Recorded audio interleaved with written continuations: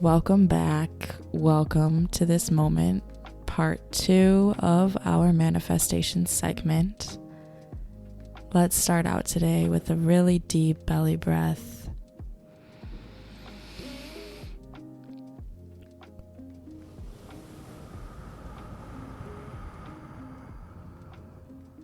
Today's focus is less on the side of how to manifest, and we are talking more on the side of what we are manifesting and how what we manifest and what we put our focus on sort of shifts what comes into our reality. It is so important to acknowledge that when we regain control of our reality and what we are calling into it, we are harnessing so much power. And I want to reshift the narrative of what manifesting is for and why what you manifest, what you're calling in, it has its own implications. The way the narrative is right now, I'd say there is a large emphasis on manifesting material wealth, physical outcomes, anything tangible in this physical realm. I see so many pages just focused on manifesting your dream body, manifest your dream man, manifest your car, your dream house, numbers in your bank account, etc., etc., etc. All of these material wealth, very physical focused things. And this is what manifestation has turned into, unfortunately. Just a watered down version of what it really is. Because at the deep root of it, if you're just manifesting just so that you can have more money, like what is that doing for you on a level of where manifestation actually comes from? Like we talked last week about your highest self. Do you really think that your highest self is just concerned about money? Like what is there beneath the surface that a power so strong and intense, such as manifestation, like what is it that we are really watering down? Like what is really there? So right now in society today, in the community today, manifestation has turned into a watered down version of itself, as everything in this reality sort of does. It's a watered down version of what it could be, of what it really is. Because when a very large community of people get attached to something, it's usually for physical gain, so that we can get more money, so that we can get more fame, get more followers, have more things, so that we can prove ourselves worthy to other people.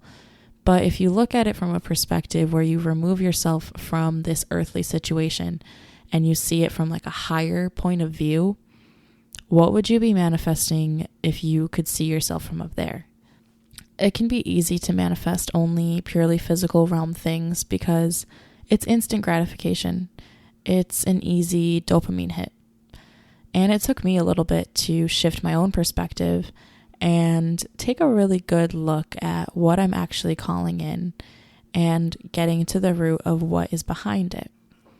So right now, for example, I'm manifesting moving to a new city so that I can attend a new school that I want to go to. So I will look at that and ask, okay, what is the feeling behind this? What is it that I'm searching for if I take away what we can see on this physical realm? And what's left is that I feel nourished, I feel deeply rooted, and I feel more connected to the divine by creating a link between plants and spirit and the community around me. I feel better equipped to heal myself and in turn embark further on a journey to help others heal. In this vision, it's really feeding all of my 12th house astrological placements to connect further to the divine by nurturing at the root. And I think I mentioned last week also the stereotype of someone who just doesn't believe in the concept of manifestation and attracting exactly what is yours. Usually they often say things like, oh, what if I just write down that I have $1 million? Then why don't I just do that? I want to dig a little deeper into this because, okay, fair. Point taken. Why not? Why won't this work? And the answer here lies in the subconscious. In this person's subconscious, they most likely do not believe, and therefore it is not attainable. And they also don't feel deserving of $1 million. And at the root of it, everything in their life adds up to this idea that they wouldn't even want it anyways. They are the type of person that would use money, or the lack thereof, as a scapegoat to all of these other problems. So when this person thinks of manifestation, they assume that the only thing that they could possibly want to call in is money. This is a surface level interaction. What if what they really wanted is security and validation, and to feel seen and feel accomplished and feel content? But everything worldly confuses us. So if they truly believed that they were going to get all of these feelings that they were truly searching for from money, maybe manifesting $1 million would look like just writing it down and then putting their minds to it and really manifesting it. But someone that wants $1 million, like truly believes that it's theirs and that they deserve it, they're going to go for it like full force. But the reason that we don't all need to be going for $1 million and manifesting it is because that's not really what's going to provide us what we're really searching for. Most of us just want to be loved. Like, no one really wants to admit that, but a lot of the times the deep rooting of our manifestation is that we want to feel love. And on a really powerful level, a lot of us know that money is just not going to get us there. If we are secure enough, to the point where we have food and shelter and we're safe, we have a little bit of that security, there's just no need to be going to search in extreme measures, when really all that you really want is just love, validation, security. You want to feel happy. So what is the energy behind that tangible thing? When we are manifesting, it's human nature to immediately think of something tangible. But what is the energy behind that tangible thing? If we are manifesting from a fear-based place, what we are going to call in more fear, more anxiety. If you're constantly trying to manifest money, you are telling the universe, or your subconscious, really, that you feel like you're always lacking. You feel like you never have enough money. You don't feel secure. You feel you will never have enough. And then in turn, you never have enough. If instead you focus on how you want to feel, how do you correlate more money with a feeling? So manifest abundance, manifest feeling satiated and whole, feeling safe, feeling that you can provide for the ones you love, feeling that you can provide for yourself. Manifest those feelings instead of just constantly asking the universe, I want more money. I want my bank account to look like this. Instead, why don't you manifest that feeling? Because money is not, everything. Like, you can get the feeling of security and safety and providing in other ways. And then that abundance can sometimes come to you in something that isn't strictly just cold hard cash. If you can manifest from a feeling, then it sort of opens up all of these different pathways. But when you're manifesting specifically just money and you're constantly asking for more money, you're really telling the universe that you feel like you never have enough. And then it's like subconsciously, you never have enough because you're always feeling like you never have enough, and you're always fearful, you're always anxious. So what makes you feel abundant, satiated? What makes you feel whole? A belly full of nutritious foods, more free time to spend on your hobbies, buying your friend flowers without having to worry, and swiping your credit card with gratitude instead of anxiety. I guess what I'm really getting at here is that it's important to focus on how you want to feel, and then you can go from there. versus picking a tangible object and expecting it to be this source of ever-flowing goodness. Because it's not. Instead of manifesting a car, what if you start with the feelings of freedom, feeling in control, feeling accomplished, and then go from there and work your way up and see that a car is one of those possibilities. By doing this, we are telling the universe that we understand that our perception and how we feel about something, or how something makes us feel, that is the blueprint to our lives. How we feel is more important than how something or someone looks. But because we feel so strongly, our feelings are so powerful, we can manifest whatever it is to look a certain way. If we do this in the reverse and try to manifest from a purely physical standpoint, when that thing comes to you, you can sometimes be left feeling depleted or lonely or anxious because you weren't clear on the intention. All you said was that you wanted this physical thing. You weren't clear on how you wanted this physical thing to make you feel. So if you have clear intentions with yourself and clear intentions with the universe, this will make manifesting simple and less rigid and forced. Manifestation is not meant to be difficult or confusing, but it's also something that I guess it shouldn't be taken lightly either. Get really clear on what you're calling in because it will come to you. This is why I wanted to emphasize the feelings that come with it, that come with your vision, and not be so focused just on how something looks.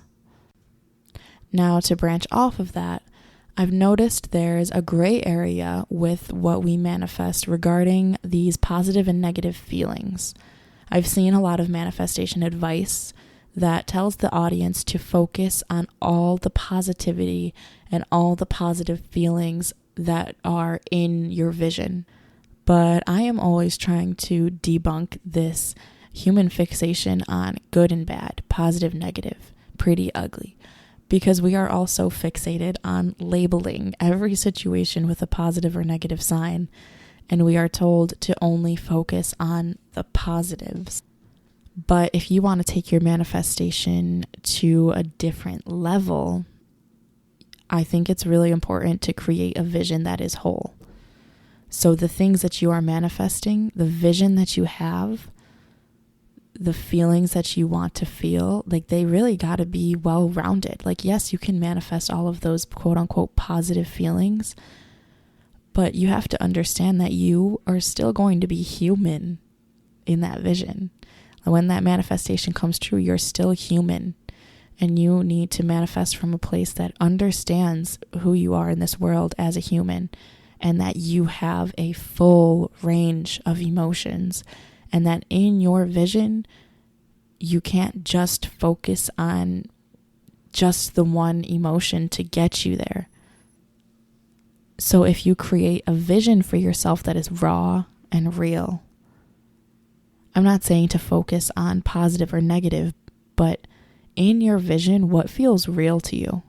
When you land that dream job, what does your new life look like? Like, what are your new problems? What do you worry about? Because this vision is real. So be real with it. Don't keep treating it like it's just a dream, because then it will never enter your reality. Sometimes you need to manifest from a place of problems, and it instantly makes your vision come to life. This is not a quote unquote negative way to look at things. It's really just, it's well-rounded. It's like once you attach feelings that you don't particularly enjoy, but you know that they are a part of life, your brain has no problem accepting this vision into its reality. You are acknowledging that your vision is so real, and you are going to experience it in its full range of emotion. And I know I keep saying that we need to manifest from a place of feeling. And if you want to feel validated and seen, you have to understand that you're also going to feel uncomfortable at times. You're going to feel like you've been put in a position that makes you uncomfortable, but you're on your way to feeling validated and feeling seen. And it's really just like focusing on this really, really well-rounded vision where you are you and you're experiencing this full range of emotion that is available to you. You have all of these human emotions available to you, and sometimes it's important to look at a vision and see that overall, this is what you want. Like, these are the problems that you want. These are the feelings that you are desiring. You're understanding that it's not going to be just perfect. But if you had to choose a set of problems, like, these are going to be the ones that you want to worry about. You want to worry about what you're going to do when you're moving and there's just not enough space. You want to worry about what you need to leave behind, because that makes your vision real. It makes it real. The things that you worry about are very valid in your manifestation vision. There's nothing wrong with having a balance between the quote unquote good and bad, because it's all just a part of your life, and there's no reason to neglect it or to act like your manifestation needs to look picture perfect. It's also really just setting yourself up for clear expectations with yourself and expecting yourself to show up in this vision as fully human. And there is nothing wrong with that. That's actually how you should be showing up. Regaining control of your visions and your manifestation is a part of this human journey. And I encourage you to do so to your heart's content, with the understanding that what is yours is yours. Remember to just be patient and be open, because we don't always see the whole vision. We get little glimpses to cling to and to guide us there. Now, I hope that these past 2 episodes have helped you in some way, and maybe reinforced or shapeshifted the way that you manifest or the way that you view the concept itself. I know that this has been very wordy, and I feel like I threw a lot out there and fully digested my thoughts on manifestation into your ear. So I appreciate you sticking through it, and I appreciate you holding space for your dreams and turning them into reality. It's not always going to be an easy process, but understanding that you are worth the time and the effort that you put in, and that your vision is worth the time and effort. And one day you will blink, open your eyes, and you're going to be there. So for all the work that you're putting in, for all of the effort, all of the time, all of the feelings, and that area of uncomfortableness that can come with it, for all of it, it is all valid. It is all valid. It all deserves to take up space in your mind. It all deserves the space within my own mind. For all of it, it deserves to be here, and it deserves to be seen. Keep breathing through it always. That's what makes it easier. That's what makes it part of who you are, is when you take what you're working on and you just breathe through it. You've got a lot to digest. Let's take a deep breath in and out.